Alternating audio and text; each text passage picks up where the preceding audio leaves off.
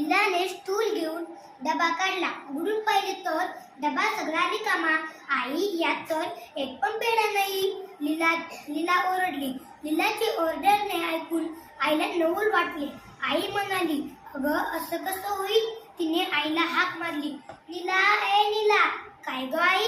लीला परसातून पळतच आली. अगं, पेढे कुठे गेले? आईने विचारले. पेढे कुठे गेले म्हणजे? मी खाल्ल्यात, अन्न तिला दिल्यात. लीला म्हणाली, तू बदामी पेढे नदीत टाकलेस? मूर्ख कुठली? आई लीलावर ओरडली. अगं हो, तूच तर म्हणालीस पेढे नको खाऊ. माई म्हणाली पेढे नको खाऊ. मग मी नदीबाईला विचारलं. नदी म्हणाली, नीला ग नीला, पेढे आहेत सोडा, तू घे यात, मला दे यात. अगं पण नदी कशी बोलेल?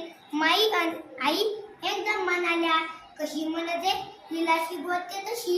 नीला म्हणाली, काय ग नीला, नदी तुझ्याशी बोलते?